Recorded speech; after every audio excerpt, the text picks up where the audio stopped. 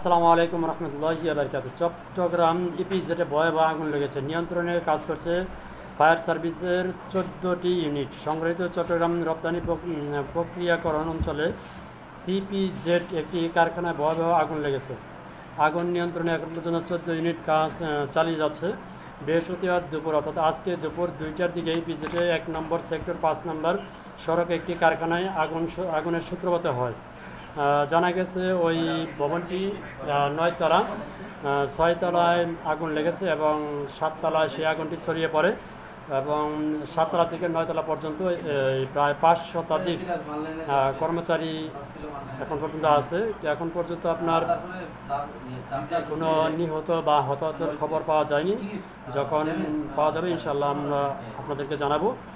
তারপরে Chittagong fire service উপপরিচালক মোহাম্মদ জসিমউদ্দিন জানান, এ পর্যন্ত 6টি স্টেশনের 14টি ইউনিট আগুন নিয়ন্ত্রণে কাজ করে যাচ্ছে। এছাড়াও যোগ দিয়েছে সেনা ও নৌবাহিনী।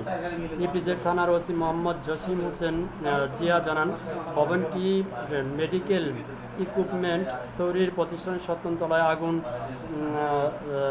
লাগে।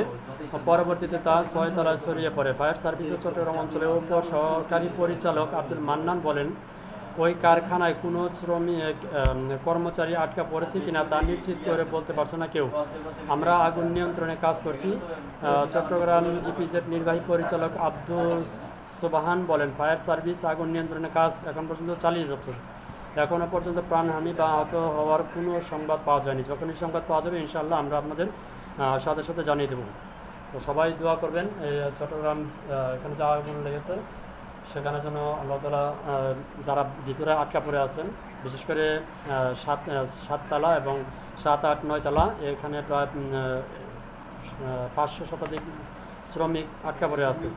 তো তারা যেন সহি সালামতে তাদেরকে বের করতে পারে ফায়ার সার্ভিসরা, সেই দোয়া করেন। ভালো থাকবেন সবাই। আসসালামু আলাইকুম রহমতুল্লাহি ওয়া বারাকাতুহু।